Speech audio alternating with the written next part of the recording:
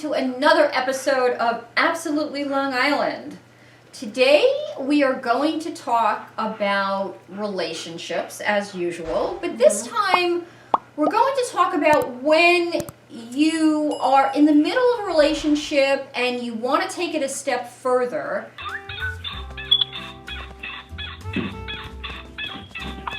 So you do a trial. In a sense, you invite somebody to stay with you for a week just to kind of test it out. But this whole place sucks. That's right, it sucks. Only reason I'm here is maybe I'll buy it. You just went through this. I did. So we talk about it. I went through it. It was scary. It was a rude awakening. It really was. Oh, and cheers, by the way. Of course, cheers.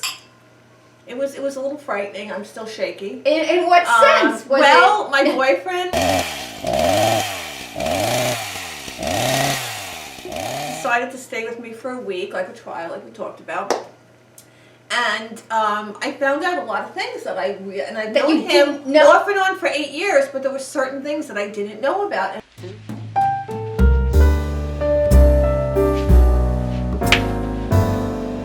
And one of them was like an OCD thing with cleanliness and dishes. So a couple of times I had dishes in the sink. Yeah. And, you know, with 2 kids and friends, I live in a party house, as you know, all the kids are always over. Yeah, horrible. And he was taken aback by dishes in the sink. He didn't care for it one bit.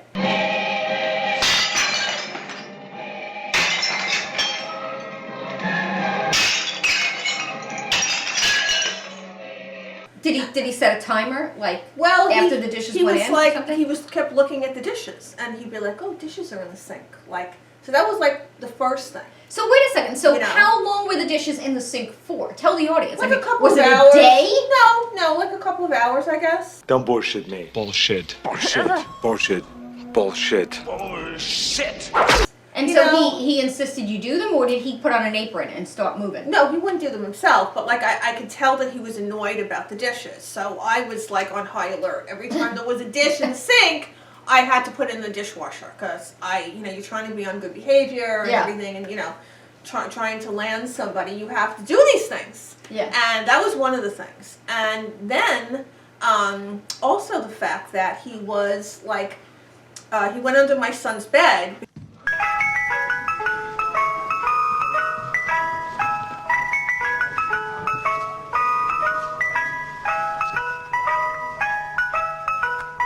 Because my son's bed kind of like broke the slats underneath, and so we pulled the bed up.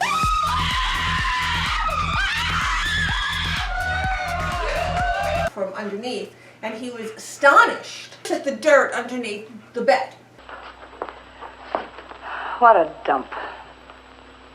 So there was some Cheetos down there, a couple of water bottles, some chocolate, a straw, a pair of flip-flops. Jimmy Hoffa. Yeah, some spaghetti sauce, the usual. Spaghetti sauce? Some like spaghetti, dried spaghetti with the sauce. So he went on about this for I don't know how long.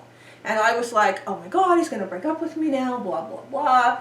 And so I had the kids every morning, and my boys, sometimes they don't like to make their beds. So every morning, like while he was still asleep, I'd be running in my kids' rooms. Clean up, clean up. This floor's already clean. The floor is not clean. Look at it. This floor is not clean. Nothing is not clean.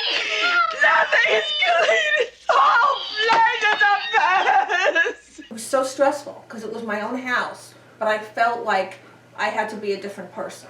Right. So that was he frightening. didn't accept sloppiness. No, he didn't care. Sloppiness was something you never knew that he cared about. Right. Until now. Never. I had no. Right. I did no idea. So one was sloppiness. He just couldn't stand anything sloppy. Yeah. What else? And the other thing is too, he doesn't really like to eat a lot, and I like to eat.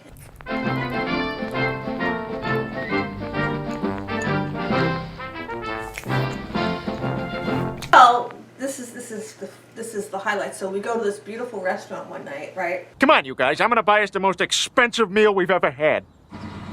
Yeah, I'd like 6,000 chicken fajitas, please. I beg your pardon? 6,000 chicken fajitas. And a sausage McBiscuit, please. and I was on a little bit of a diet. But when you're a woman and you're dating someone and you're on a diet, you expect the person to say, What's up, you fat pig? You fucking piece of bacon? like you expect them Oh, to say honey, that. nobody notices that. You are fabulous. You look as good as you looked 20 years ago, Oh, right? yeah, absolutely. So, and I've never had a man say otherwise, no matter what. And I've been up and down, over the years. And so we're at this beautiful restaurant, and he was a little liquored up because he likes to drink. Yeah. So that's not an issue at all. Liquored up is. No, I like him liquored up. You like him liquored Yeah, up? I like him liquored up because then he's funnier and nicer, and I don't know. I just came in there for a little drink, before going to work. Just start to settle my nerves. What kind of work do you do? I'm a brain surgeon. So what did he say? So we're at this really beautiful restaurant, and when I tell you he destroyed the whole night, okay?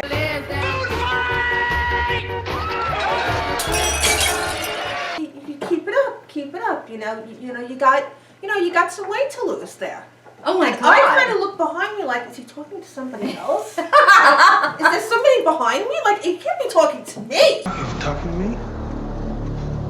Well, I'm the only one here. Who the fuck do you think you're talking to? Kidding? Are you serious? And he's like, oh, you got a pretty face, you have a good body, but you gained a couple of pounds since I met you. That was 8 years ago. Yeah, because nobody gains weight when they're in, later years after 50. No, that never happens. So no. I was like, oh my God, like I didn't know what the hell to do. Then he orders like 3 cannolis for dessert. Like, to torture me, and I didn't have the bread. At least they're the right shape if you want to shove it up his ass. Yeah. They're like this big, and you can Yeah. And then he wanted me to cannoli, and I said, how can you order cannolis when he basically just told me I'm a fat slob? Yeah. And he's like, oh, I never said that. Anyway, so after that night, he was very inebriated. So by the time we got home, he was out within like 10 minutes. So the next morning, I was fit to be tied, okay? And the next morning, he got it so bad, he almost took the train back home. So you found out, so with the trial, you found out that very OCD. OCD, cleanliness, doesn't want anyone else to No, eat. it was shocking. It was shocking. So what happens? So what happens out there? You guys probably experienced this as well. So you never really know somebody until you move in with them. We do everything together, yeah? Yeah. You got your poison? Okay, 1, 2, 3. You didn't do it! You didn't do it either. Yeah. You want me to kill myself and you're not going to. You suck.